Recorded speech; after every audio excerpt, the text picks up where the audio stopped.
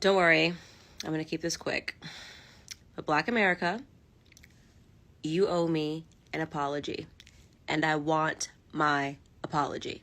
Okay? Because, that was a long couple of years of you guys calling me a race traitor because I refused to be an idiot. And I was obviously recognizing the scam that was Black Lives Matter.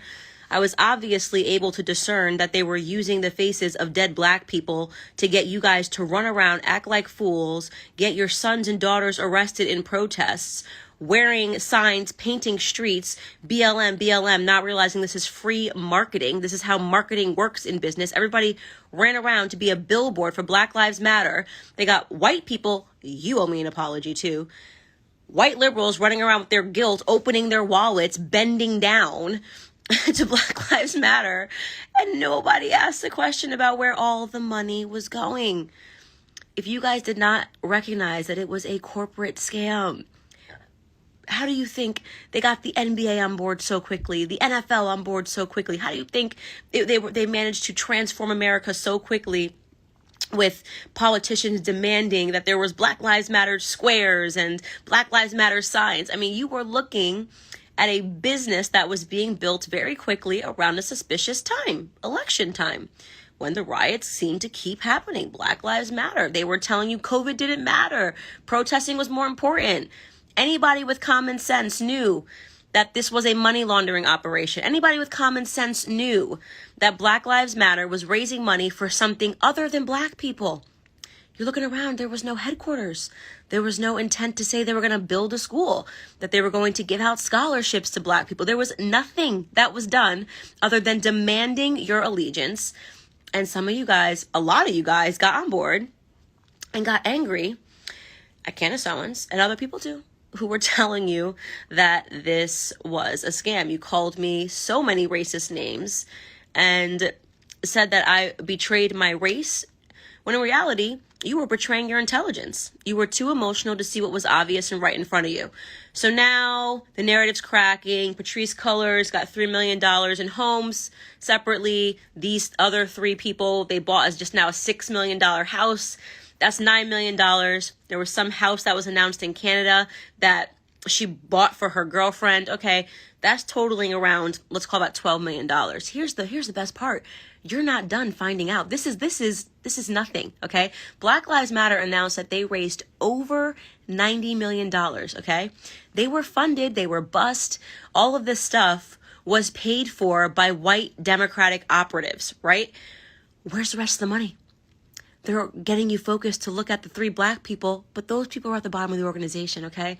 These people were just dogs that were willing to betray their race, were willing to let Black people get arrested, were willing to allow, Black Americans to riot in the streets for these young kids to get records. They didn't care, right? Those were just your average day hustlers, these three women, right? These three Black women were just your regular day of scam artists, right? Like, that's just the stuff that you see. How do you guys not recognize scam artists?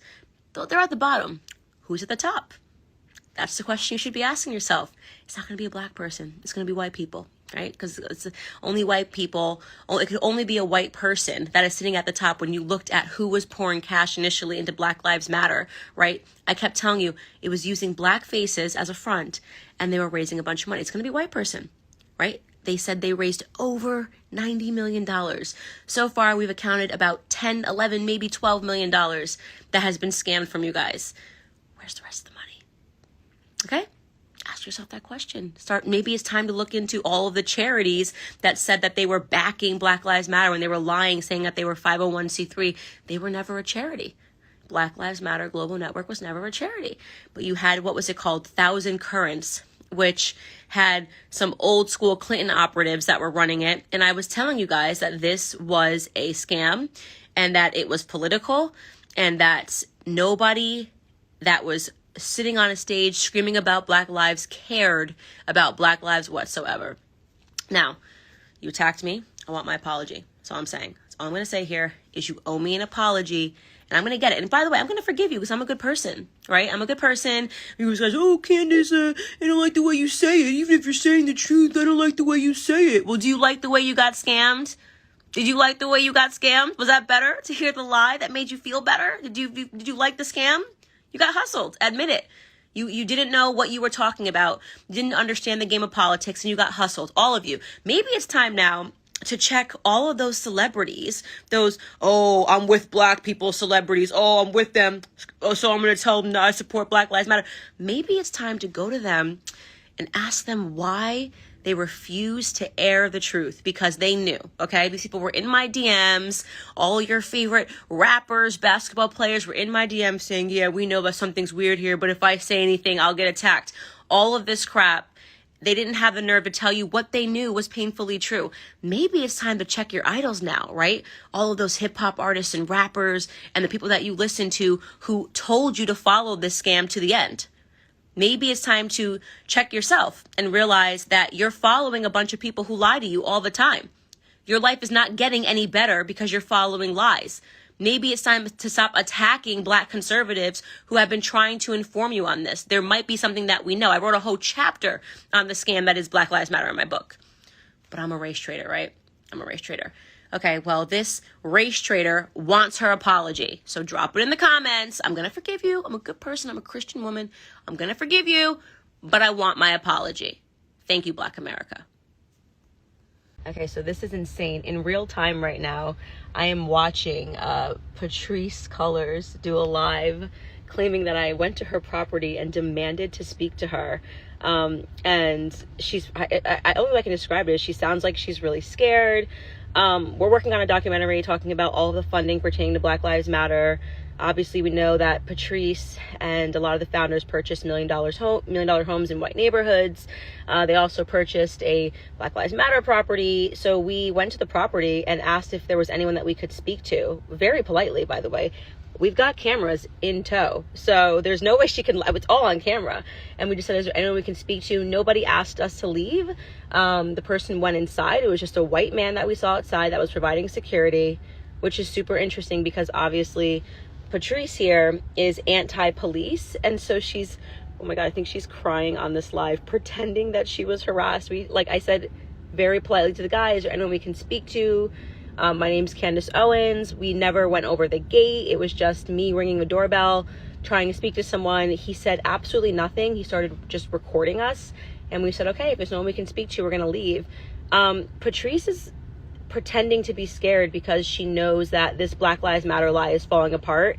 And she doesn't know what to do. I mean, people are aware of the scam that is Black Lives Matter. She's intentionally limited the comments, so you can't even comment on this post, because I was going to comment and be like, this is a complete lie, and we have it all on camera in terms of what happened.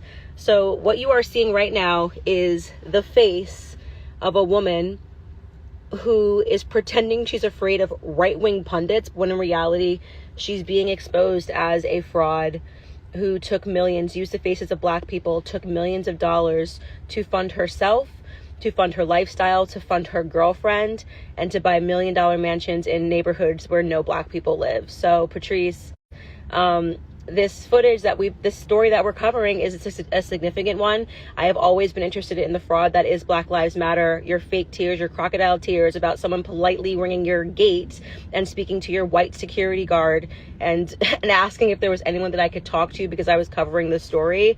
Not really going to cut it, Patrisse. This is only going to commit me further to discovering the truth about what you have done with this funding. Black people died. You used their faces to raise money. You demanded that the policing be stopped. You demanded that police officers be defunded, but you've got a private security detail outside of $1 million homes. It just doesn't work this way, sweetheart. So the truth shall set you free, or Candace Owens shall set you free, girl, because I'm about to tell the truth.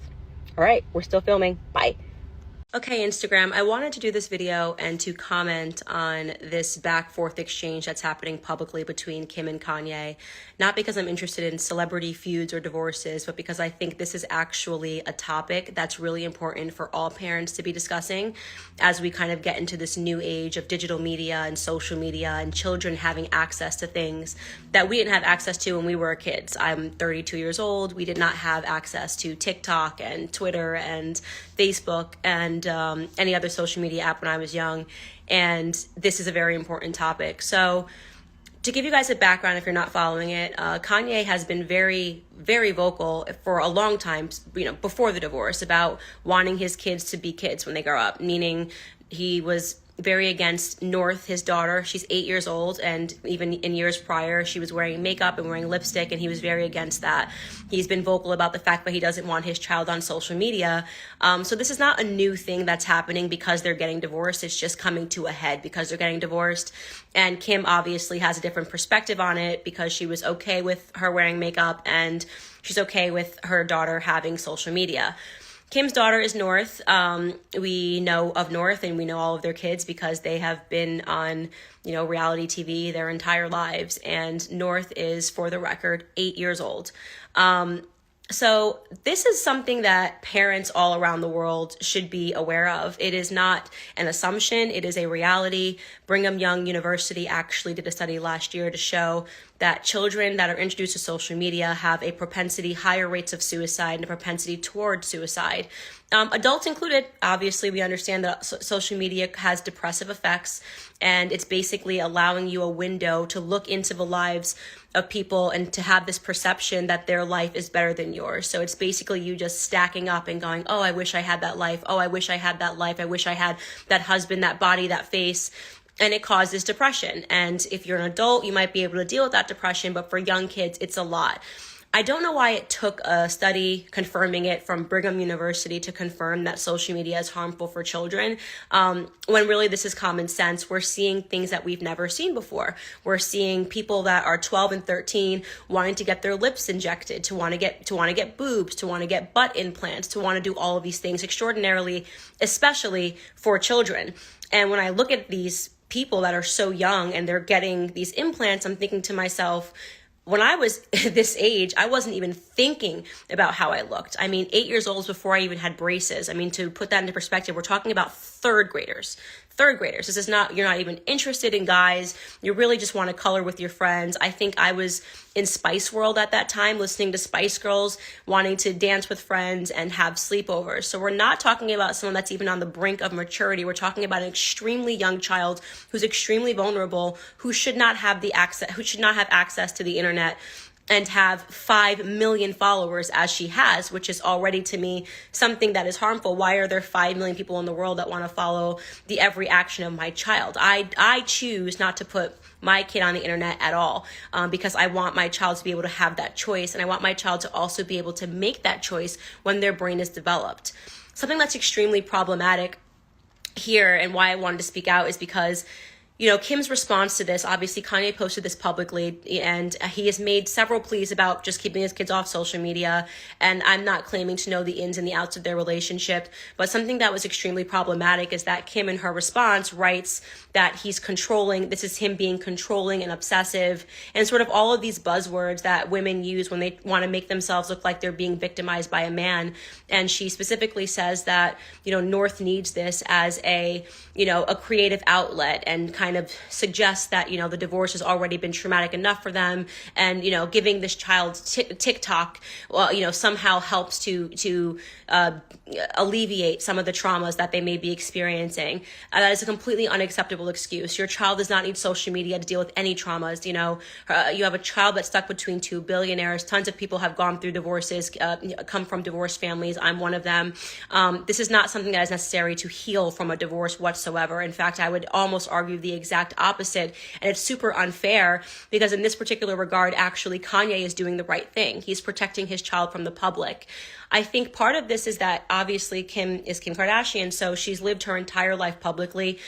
She takes a stab at Kanye for talking about this publicly, when in reality, she has welcomed all of the world into every aspect of her lives for years. So this is just a victim claim, pretending that you care, that there's a public discussion about this when we've watched your family members pull their babies out of their vaginas on TV doesn't make sense. Pretending that you want to protect your children when they've been, on a show, which sure you had editing control over, but that doesn't really make sense to suddenly pretend that it's Kanye that's harming them by bringing this discussion to the forefront, especially because it's a very important discussion. We're talking about right now, there's a case, an 11-year-old girl, you can look it up. She killed herself, and her mother is now suing. The last name is Rodriguez. I can't think of her first name.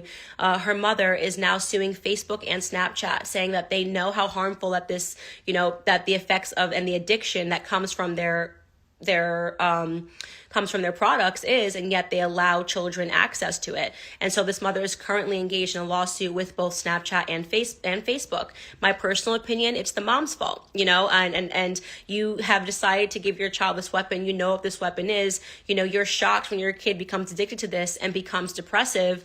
And unfortunately for a kid, they don't have yet within them, they don't possess the mechanism that it is to compartmentalize. So everything feels much larger when you're a kid, right? Think about your first breakup, whatever it was. I don't know how old you were when you had your first breakup, but I think I was 13. It was like one of those like fake relationships, but you think it's the end of the world. Everything becomes a suicide thing. When, you have a fallout with a friend, you think it's the end of the world. Kids feel in a way that is so much bigger and grander than adults do. And when you apply social media to that, they're not able to deal with a hurtful comment. I know that Kim has suspended comments on this, but, they're not able to deal with even a hurtful idea, thinking that this person is prettier than them or more mature than them, or wondering if guys like this better. They're not able to put that into the proper perspective because they have brains that are not developed. And Kanye, in this regard, and again, this isn't to say everything he's ever done has been amazing and everything Kim's done has been bad, but I think that Kim, kind of represents someone that is very pro social media. It's how she made her, how she made her brands, how she's made her living, by giving more and more and more and more of herself. And unfortunately, she's not able to see the harmful effects of that. She's not able to assess her own addiction and her own obsession with social media. I mean, to me, you're talking about two billionaires. You've got, if North needs a creative outlet from her divorce, Kim could go buy her a ranch in Wyoming, literally tomorrow, and say, here's a whole ranch. She could afford to bring Pablo Picasso back from the dead and say, here, paint with my daughter. I mean, she's got that much money. She could buy her whatever she wants as a creative outlet. She could buy her a plane and fly her to France, and have her dine amongst the stars. This is not an average family that has to deal with sadness or has to find a creative outlet in a tricky spot because they don't have resources. It is pointedly ridiculous to suggest that this is the only creative outlet that makes your child happy. And quite frankly, it doesn't matter if it makes your child happy. You are the adult for that reason. There's a lot of stupid things that kids want that they believe make themselves happy. We are arriving more and more in a society where people don't know what it means to be an adult, right? They don't know. They're constantly caving to what their kids want. Well, this is what my kid wanted. My kid just wanted social media, so I gave it to them because they like it and it makes them happy. I don't care if it's giving them temporary happiness if you know that in the long run it's going to cause pain. It's going to cause addiction. So you have that addiction. You know how addicting social media is because you had that addiction. And so I just feel like Kanye deserves to be defended in this particular regard, because any man who understands even how they use social media, how men look at social media, the fact that there's 5 million strangers, how are you to know that amongst them are not pedophiles? There's been, pedophile networks that have been established on TikTok of people that are looking at kids. Why would you want your 8-year-old to be observed on an app, every second of their day? This is different from, moms that have social media and post their kids, once in a blue moon. When you are allowing your child to have social media, you have no idea, who is looking at your kid.